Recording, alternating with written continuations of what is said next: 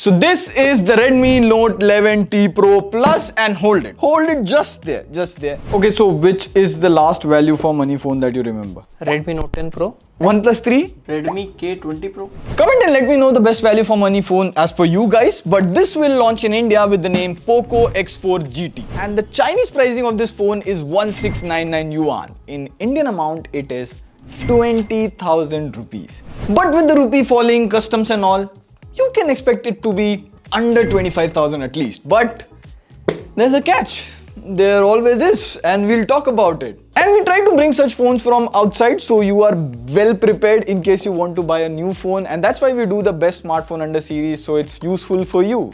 So subscribe if you like that, and comment and let us know if it works, it feels good. But again, big box, you get the phone, 120-watt charger. By the way, it would be interesting to see if it supports PD charging. USB-A to Type-C cable, a case, some paperwork, and a budget SIM ejector tool.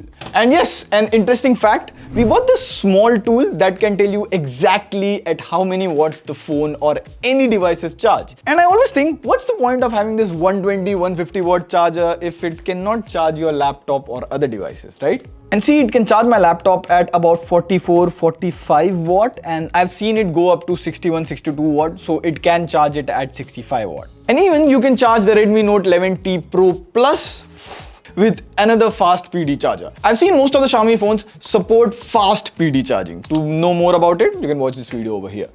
Now we'll straight up jump to the performance, because that is the most highlighted point of this phone. It comes with Dimensity 8100, and you can consider Dimensity 8100 to be closer to Snapdragon 888, which was last year's flagship.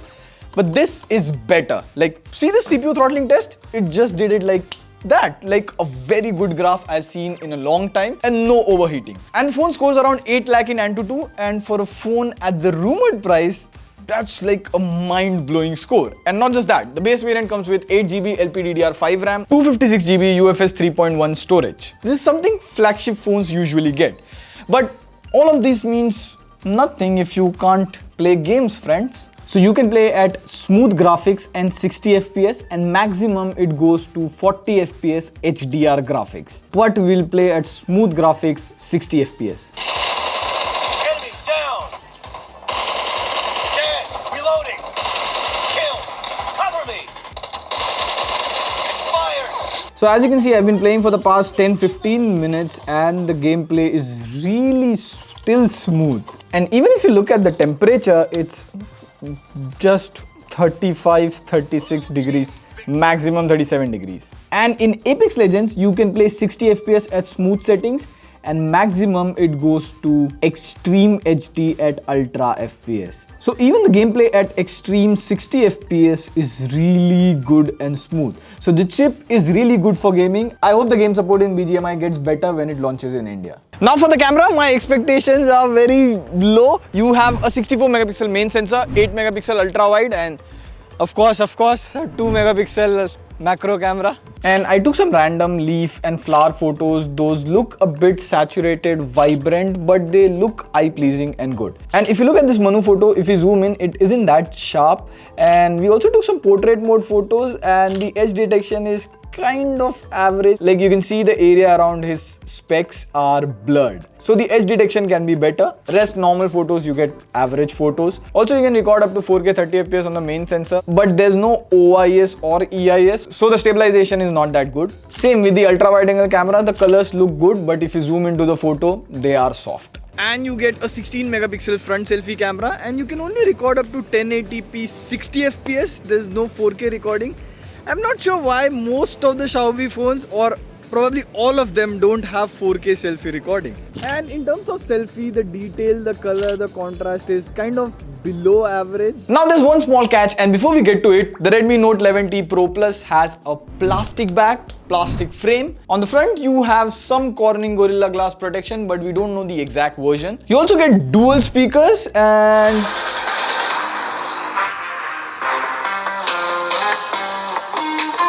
it's definitely a lot louder and bassy. And of course, you get MIUI 13 based on Android 12.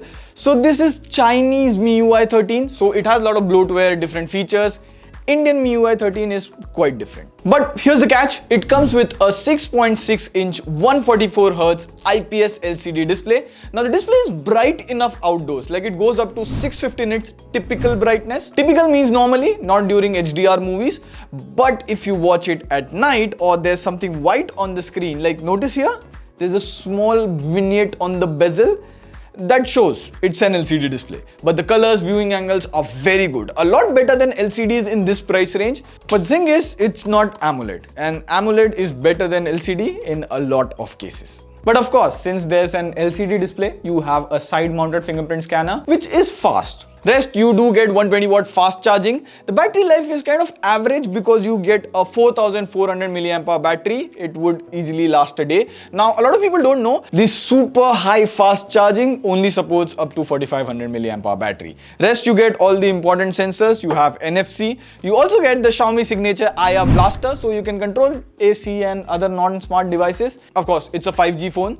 So we'll see how many band it gets when it comes to India. You also get 4G plus carrier aggregation, which is, of course, 5G phone. But the whole point of this phone is, this whole 2022, we haven't seen phones like Poco F1, Redmi K20 Pro, like the Dimensity 8100 is sold in phones like Realme GT Neo 3 and OnePlus 10R, which cost 37,000, even 40,000.